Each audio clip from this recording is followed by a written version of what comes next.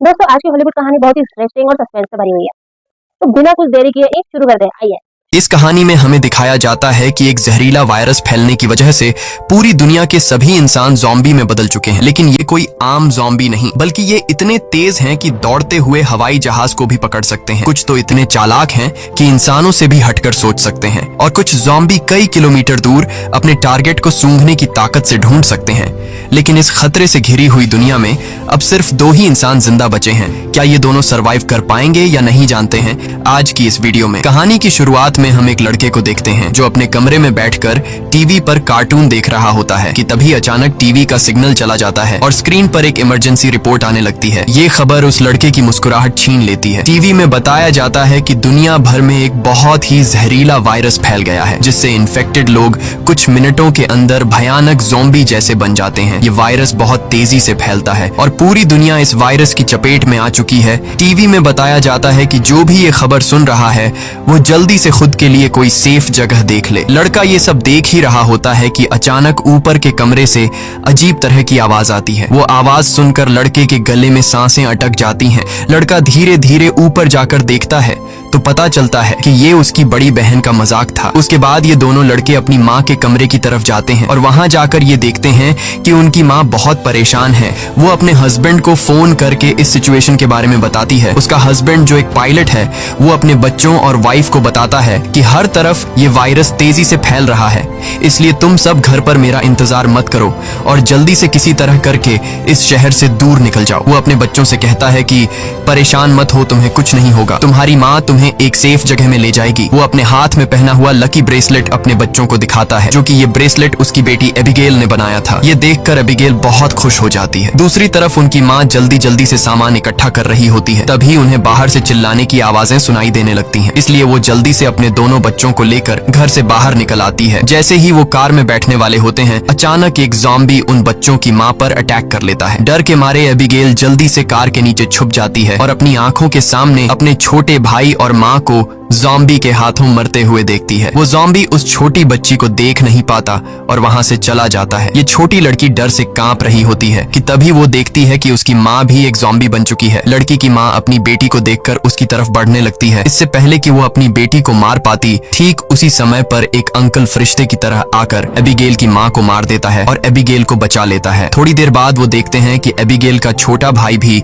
Zombie में convert हो रहा है, इसलिए वो आदमी लड़की को कान बंद करने के लिए कहता है और उसके ज़ॉम्बी बन चुके छोटे भाई को भी गोली मार देता है। अब इसके बाद 10 साल के बाद का सीन दिखाया जाता है और हम देखते हैं कि ज़ॉम्बी वायरस की वजह से इंसानी सभ्यता पूरी तरह से बर्बाद हो चुकी है। कभी रोशनी से चमकने वाले शहर अब वीरान हो चुके हैं और अब तक सारे इंसान या तो मर चुके हैं या फिर ज़ॉम्बी बनकर इधर उधर भटक रहे हैं और सिर्फ 2 ही लोग जिंदा बचे हैं। वो छोटी लड़की एबिगेल जिसे अंकल ने बचाया था, अब वो बड़ी हो चुकी है। उस दिन से लेकर अब तक एबिगेल अंकल जैक की नजरों में पली बढ़ी और जैक ने उसे ट्रेन करके ज़ॉम्बी से लड़ना सिखा दिया है। उस दिन अगर उसकी लाइफ में जैक नहीं आता तो एबिगेल अब तक मर चुकी होती, इसलिए एबिगेल जैक को अपना पिता मानती है। इतने सालों तक जंगल में अकेले रहने के बाद एबिगेल को बहुत ही लोनली महसूस हो रहा होता है। उसकी सबसे बड़ी इच्छा है कि उसे कोई इंसानी बस्ती मिल जाए जहां वो लोगों के साथ मिलकर रह सके, लेकिन जैक को लोगों के बीच रहना बिल्कुल भी पसंद नहीं। रात को जब वो दोनों जंगल में कैंप लगाकर सो रहे थे, तभी किसी की आवाज से जैक की आंख खुल जाती है। वो धीरे से अपने कैंप से बाहर निकलकर देखता है कि तभी एक ज़ॉम्बी जैक पर हमला कर देता है, लेकिन जैक लगातार गोलियां चलाकर उसे मार देता है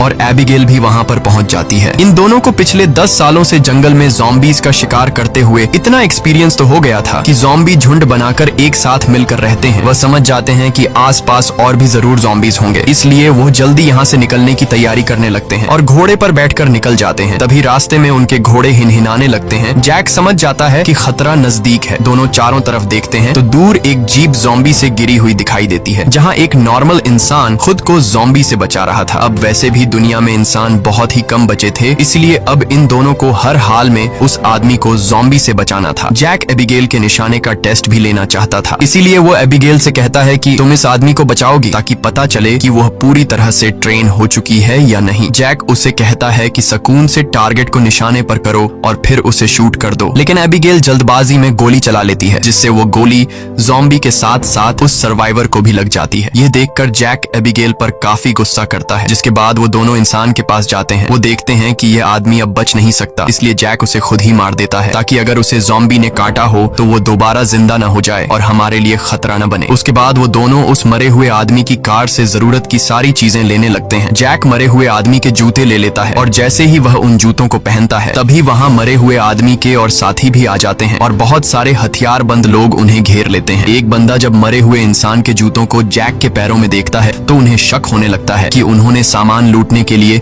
उनके साथी को मारा है। जब ये लोग जैसे ही इन दोनों को मारने लगते हैं तभी एक प्रेग्नेंट लेडी कार से उतरती है और अपने साथियों से इन दोनों को छोड़ने के लिए कहती है। तभी काला घोड़ा फिर से इन्हें वार्निंग देता है और अगले ही पल दूर जंगल से तेज आवाजें आने लगती हैं। बहुत सारे ज़ॉम्बी तूफान की तरह चारों तरफ से उनकी ओर बढ़ने लगते हैं। वो लोग इतने तेज रफ्तार से आते हैं कि उन्हें भागने का मौका नहीं मिलता, इसलिए हथियार निकालकर वही मुकाबला करते हैं। यहाँ सबके पास हथियार तो थे मगर ज़ॉम्बी की तादाद काफी ज्यादा थी, इसलिए वो एक एक करके ग्रुप के बहुत से लोगों को काट लेते हैं। बचे हुए लोगों के पास छुपने की कोई जगह नहीं होती और जल्द ही यह बहुत ही कम लोग बच जाते हैं। एक मजबूत आदमी बदकिस्मती से ज़ॉम्बी के काटने का शिकार हो जाता है, इसलिए वह खुद को गोली मारना चाहता है, लेकिन उसके बंदूक में गोलियां खत्म हो जाती हैं। अब उन्हें पता चल चुका था कि वो उनसे लड़ नहीं पाएंगे, इसलिए एबिगेल प्रेग्नेंट लेडी को लेकर गाड़ी में बैठाती है। गाड़ी में प्रेग्नेंट लेडी का हस्बैंड भी बैठा होता है और जैक गाड़ी स्टार्ट करके जल्दी से वहाँ से निकल जाते हैं। पूरे ग्रुप में अब ये सिर्फ 4 लोग ही बचे थे, बाकी सब ही ज़ॉम्बीज के शिकार हो चुके थे। एक काले चेहरे वाला ज़ॉम्बी अपने साथियों को मरा हुआ देखकर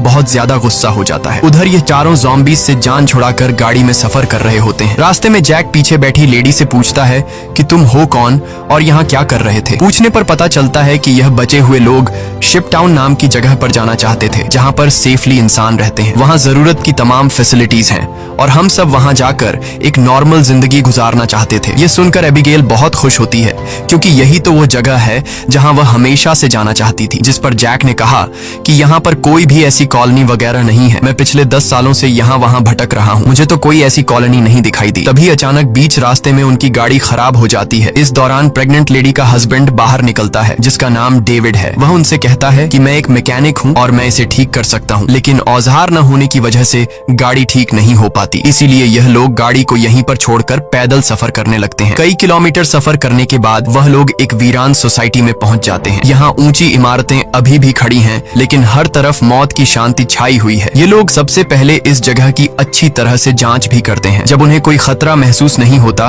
तो यह लोग रात यहाँ गुजारने का फैसला करते हैं। रात को वह लोग आग जलाकर खाना पकाते हैं। एबिगेल शिपटाउन नाम के उस जगह पर जाने के लिए बहुत बेताब थी। वह उस प्रेग्नेंट औरत से उस जगह के बारे में बातचीत करने लगती है। प्रेग्नेंट औरत उससे बताती है कि हमारा पहले से उस शिपटाउन में रहने वाले लोगों के साथ रेडियो पर कांटेक्ट हो चुका है। वह एक बहुत ही खूबसूरत जगह है जहां हम आजादी से रह सकते हैं। ये बातें सुनकर एबिगेल की आंखों में चमक उठी। दूसरी तरफ जैक बाहर चारों ओर जाल बिछा देता है ताकि अगर वह लोग सो भी जाए तो खतरा करीब होने पर फौरन पता चले। जैक अंदर आकर एक मैप निकालता है और सबको समझाता है कि वो मेगन और डेविड को कुछ दूर तक पहुंचाएगा और उसके बाद दोनों अलग अलग रास्ते पर चले जाएंगे। लेकिन एबिगेल जैक के इस फैसले से खुश नहीं थी। वह जैक के पास जाकर उससे बहस करती है कि डेविड अपनी प्रेग्नेंट वाइफ को उस जगह तक सेफली नहीं पहुंचा पाएगा, इसलिए हमें उनके साथ चलना चाहिए। जैक कहता है हमें समझदारी से काम लेना चाहिए। देखो, जहां लोग ज्यादा होते हैं वहां पर खतरा भी ज्यादा होता है। लेकिन एबिगेल जैक के इस फैसले से नाराज होकर चली जाती है। हालांकि दोनों को ये नहीं पता होता कि वह काले चेहरे वाला ज़ॉम्बी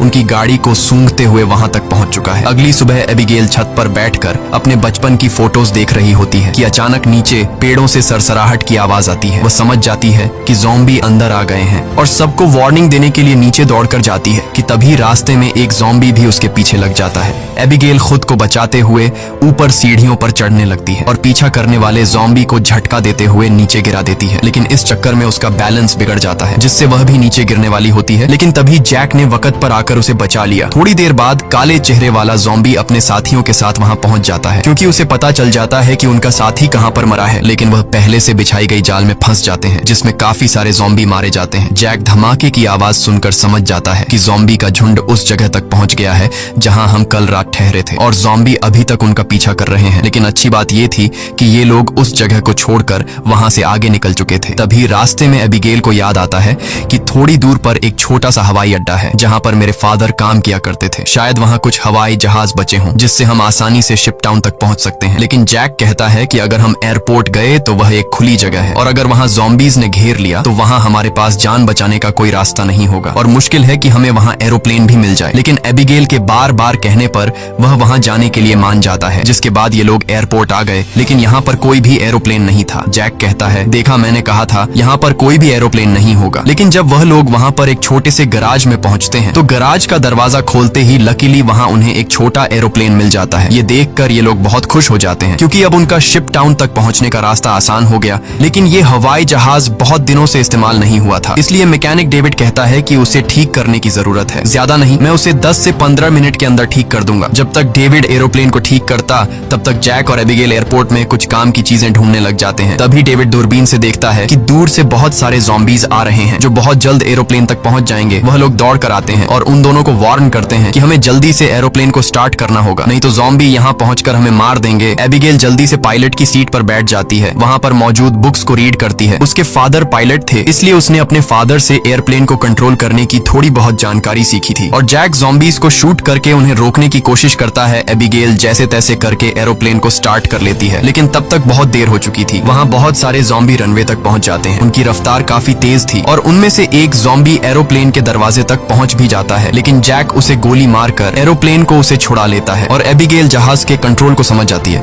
इस तरह से ये लोग जहाज को टेक ऑफ कर लेते हैं। हवाई जहाज में बैठे सभी लोग बहुत खुश हैं क्योंकि वो जल्द ही सीधे शिप टाउन पहुंच जाएंगे। लेकिन ये खुशी थोड़ी ही देर की मेहमान थी। जैसे ही ये लोग थोड़ा सा आगे गए तो अचानक जहाज के इंजन में से धुआं निकलने लगा क्योंकि ये जहाज पिछले 10 सालों से हवा में सफर नहीं कर पाया था, इसीलिए इसका इंजन ब्लास्ट हो जाता है और प्लेन नीचे की तरफ जाने लगा। जैक समझदारी से काम लेते हुए एरोप्लेन का एक पेड़ में क्रैश लैंड करता है, जिससे उन्हें थोड़े बहुत चोट तो आ जाते हैं पर इनकी जान बच जाती है। प्लेन तो अब इस्तेमाल लायक नहीं बचा था, इसलिए अब उन्हें दोबारा फिर से पैदल सफर करना पड़ेगा। काफी दूर तक पैदल चलने के बाद वो लोग एक सुनसान रेलवे स्टेशन तक पहुंच जाते हैं। रात हो चुकी थी। ये लोग आसपास खतरा चेक करते हैं। जब उन्हें कोई भी ज़ॉम्बी नहीं नजर आता तो ये लोग यहीं पर रात गुजारने का फैसला कर लेते हैं। वो लोग मैप पर अपना लोकेशन देखते हैं, जिससे उन्हें पता चलता है कि अब ये लोग शिप टाउन से सिर्फ 2 दिन की दूरी पर हैं। यहाँ वो प्रेग्नेंट लेडी जैक के पास आती है और जैक का शुक्रिया अदा करती है। वो जैक से कहती है कि अगर तुम ना होते तो हम कभी भी यहाँ तक नहीं पहुँच पाते। ये सुनते हुए जैक को भी मैगन से हमदर्दी होने लगी। वो उसे अपनी स्टोरी सुनाता है कि आज से 10 साल पहले जब ये ज़ॉम्बी वायरस शुरू हुआ था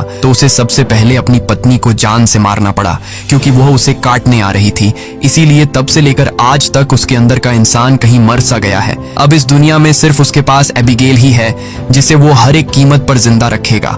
और जैक मैगन से ये भी कहता है कि अब उसका इरादा बदल चुका है। मैं अब सबसे पहले तुम्हें शिप टाउन तक पहुंचाऊंगा, जिसे सुनकर मैगन बहुत खुश हो जाती है। दूसरी तरफ हम देखते हैं कि मैगन का हस्बैंड डेविड अपने सर पर गन रखकर खुद को मारने की कोशिश करता है। दरअसल उसके पैर में एक ज़ॉम्बी ने काट लिया था, लेकिन अभी तक डेविड ज़ॉम्बी नहीं बना था क्योंकि वो घाव बहुत ही छोटी है, इसीलिए उसके ज़ॉम्बी बनने की रफ्तार काफी स्लो चल रही है। अब उसने फैसला किया कि वो अपनी पत्नी मैगन को इस शिप टाउन तक पहुंचाकर खुद को उससे दूर कर लेगा। अगली सुबह ये चारों फिर से अपना सफर जारी रखते हैं। तब रास्ते में जैक को डेविड की हरकतें कुछ अजीब लगने लगती हैं। जैक समझ गया कि ये इन्फेक्टेड है, इसीलिए वह उसे पकड़कर एक खाली जगह में ले जाता है जहां उसकी वाइफ और एबिगेल नजर नहीं आती। वो डेविड की पैंट को ऊपर करता है और उसे ज़ॉम्बी का काटा हुआ निशान नजर आ जाता है। अब जैक को ये बात कंफर्म हो चुकी थी कि डेविड जल्द ज़ॉम्बी बनने वाला है। जैक उससे कहता है कि बताओ तुम खुद से मरना पसंद करोगे या फिर मैं मारूं। डेविड कहता है मैं किसी को नुकसान नहीं पहुंचाऊंगा और अगर ऐसी नौबत आ भी गई तो मैं खुद को ही मार दूंगा। इसीलिए वो डेविड को छोड़ देता है। चलते चलते रात हो जाती है और आगे उन्हें एक घर दिखाई देता है। जैक बंदूक तान कर आगे बढ़ने लगता है। तभी अचानक एक तेज लाइट चमकती है और उन्हें स्पीकर के जरिए से कहा जाता है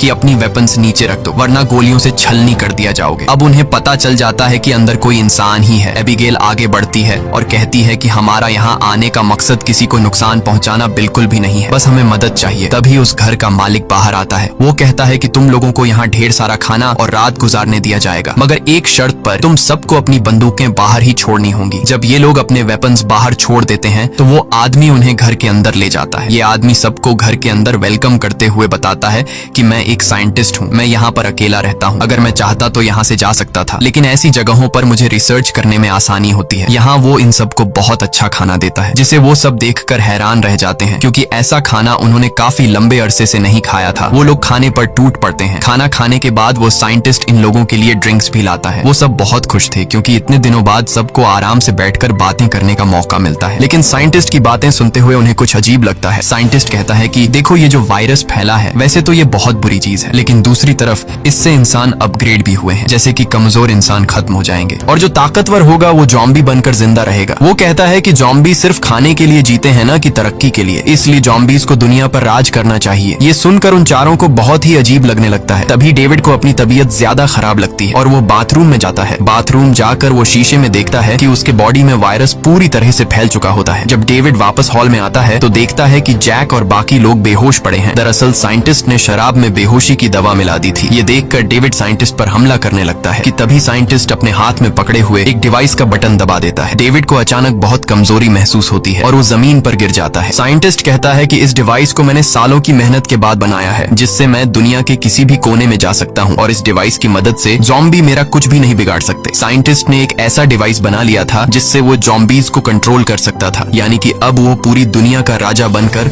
सबको अपने इशारों पर नचवाएगा। उसके बाद डेविड बेहोश हो जाता है और जब डेविड को दोबारा होश आता है तो वो देखता है कि उसे और उसके साथियों को बांध दिया गया है और अब साइंटिस्ट उन चारों पर एक्सपेरिमेंट करने वाला है। ये सब करने के बाद साइंटिस्ट कहता है कि क्या तुम लोग मेरी वाइफ से मिलना चाहोगे। उसके बाद हम साइंटिस्ट की वाइफ को देखते हैं जो कि एक ज़ॉम्बी थी और साइंटिस्ट ने उसे पिंजरे में बंद कर रखा था और वो इंसानों को पकड़कर उसे खिलाता था। ये डिवाइस भी साइंटिस्ट ने अपनी बीवी पर एक्सपेरिमेंट करके बनाई थी। साइंटिस्ट जब पिंजरे का दरवाजा खोलता है तो उसकी वाइफ सबसे पहले उसी पर अटैक करने लगती है, लेकिन साइंटिस्ट उसे कंट्रोल करके उन चारों की तरफ भेज देता है। वो जैक पर हमला कर देती है, लेकिन वो उसे लात मारकर पीछे धकेल देता है। लेकिन तभी डेविड वायरस की ताकत से रस्सी तोड़ देता है और अपने बाकी साथियों को भी छुड़ा देता है। घर का मालिक खतरा भांपकर तुरंत भाग जाता है। उसके बाद वो चारों भी अपना सामान लेकर जल्दी से बाहर निकल आते हैं। लकीली बाहर उन्हें साइंटिस्ट की गाड़ी मिलती है और ये चारों उसी में बैठकर जंगल की तरफ निकल जाते हैं। लेकिन साइंटिस्ट हार नहीं मानने वाला था। वो अपने डिवाइस के जरिए जॉम्बी के झुंड को कंट्रोल करके उनका पीछा करवाता है। जैक गाड़ी की स्पीड को बढ़ाकर जॉम्बीज को काफी पीछे छोड़ देता है, लेकिन आगे का रास्ता बंद था। अब उनके पास पैदल जाने के अलावा और कोई चारा नहीं है। थोड़ा सा आगे पैदल चलने के बाद जॉम्बी दोबारा उन तक पहुंच जाते हैं। डेविड जान जाता है कि उसके पास ज्यादा वक्त नहीं है, वो कुछ ही देर बाद जॉम्बी बन जाएगा, इसलिए वो उन लोगों से आगे बढ़ने को कहता है और खुद पीछे रहकर जॉम्बी को रोकने का फैसला करता है। लेकिन उसकी वाइफ उसे जाने नहीं देना चाहती थी, जिस पर डेविड कहता है कि तुम्हें हमारे बच्चे के लिए जिंदा रहना होगा और ये सब मैं अपने आने वाले बच्चे के लिए कर रहा हूँ। उसके बाद डेविड जॉम्बी से लड़ पड़ा और बड़ी बहादुरी से उनका सामना करने लगा। काफी देर तक वो जॉम्बी उसको रोक लेता है और उसके साथी जॉम्बी से काफी दूर चले जाते हैं, लेकिन तभी एक जॉम्बी आकर डेविड को मार देता है। जैक मेगन को गोद में लेकर आगे की तरफ बढ़ता है और फाइनली ये लोग उस जगह तक पहुंच जाते हैं जहां पर इंसानों की बस्ती थी। एबिगेल मदद मांगने के लिए चिल्लाने लगती है क्योंकि उनके पीछे बहुत सारे जॉम्बी थे। ऊपर टावर पर बैठे 2 पहरेदारों ने उन्हें देख लिया और वो अब स्नाइपर से जॉम्बीज को शूट करके उन्हें कवर देने लगे। जल्द ही उन लोगों के लिए एक बोट भी भेजी जाती है और ये तीनों उस बोट में बैठकर शिप टाउन के अंदर पहुंच जाते हैं। काले चेहरे वाला जॉम्बी अपने साथियों को आगे बढ़ने से रोकता है क्योंकि आगे पानी का रास्ता है और वो उसे पार नहीं कर सकते थे। दूसरी तरफ मेगन की डिलीवरी होने वाली थी और उसे तुरंत इलाज की जरूरत थी। अच्छी बात यह है कि यहाँ डॉक्टर और हॉस्पिटल की फैसिलिटी भी मौजूद थी। अगली सुबह हम देखते हैं कि इस जगह को कई बड़े जहाजों से जोड़कर एक टाउन बनाया गया है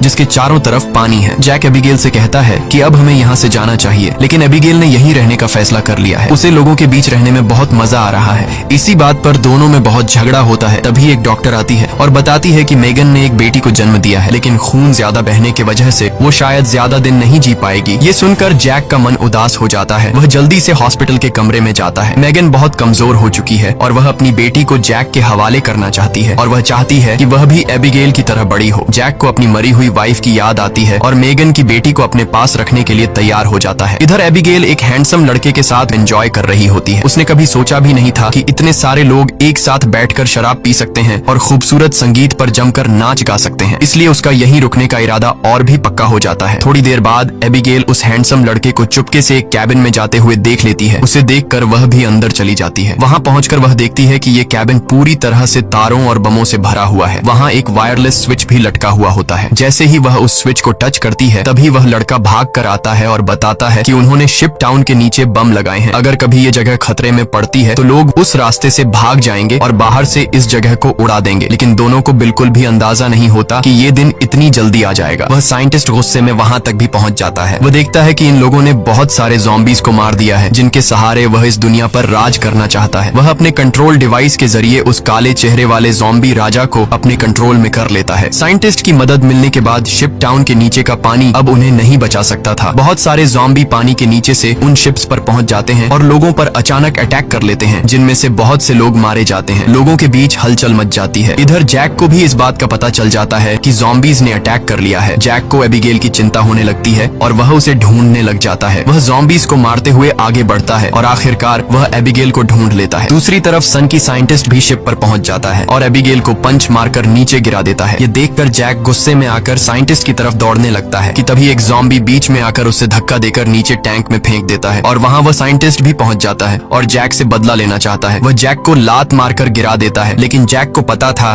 कि साइंटिस्ट से लड़ना फुदूल है, इसीलिए वह साइंटिस्ट पर हमला करके उसके हाथ में लगे डिवाइस को दीवार से मारकर तोड़ देता है। अब साइंटिस्ट के पास ज़ॉम्बीज को कंट्रोल करने की पावर नहीं रही, जिसके बाद बूढ़ा साइंटिस्ट जल्द ही ज़ॉम्बी का शिकार बन जाता है। अच्छी बात यह थी कि इस कैंप में पहले से ही भागने का रास्ता बना हुआ था। बहुत सारे बचे हुए लोग सुरंग के रास्ते नदी के दूसरे किनारे पर पहुंच जाते हैं। जब वह बम चालू करने वाले होते हैं तो वह हैंडसम लड़का बटन नहीं दबाता, क्योंकि एबिगेल अभी भी शिप पर है। अब जैक और एबिगेल बाहर की तरफ भागने लगते हैं, लेकिन पीछे से ज़ॉम्बी राजा एबिगेल को पकड़ लेता है। तभी जैक तेजी से उस ज़ॉम्बी को लकड़ी से सर पर मार देता है, जिससे वह पीछे गिर जाता है। अचानक एबिगेल की नजर गलती से उस ज़ॉम्बी राजा के हाथ में बंधे ब्रेसलेट पर पड़ती है। ये वही ब्रेसलेट था जो उसने बचपन में अपने हाथों से अपने पिता के लिए बनाया था। वह समझ जाती है कि ये ज़ॉम्बी उसके पिता हैं, लेकिन अब वह इंसान नहीं बल्कि ज़ॉम्बी बन चुका था। यहाँ पर जैक उसे हाथ से पकड़कर जबरदस्ती खींचकर भागने को कहता है। वह हैंडसम लड़का दोनों को भागते हुए देखकर तुरंत वायरलेस रिमोट का बटन दबा देता है और पूरा शिप टाउन राख में बदल जाता है। हालांकि इन सबकी लड़ाई भी खत्म नहीं हुई थी। कैंप का सरदार अपनी गर्दन पकड़कर आता है,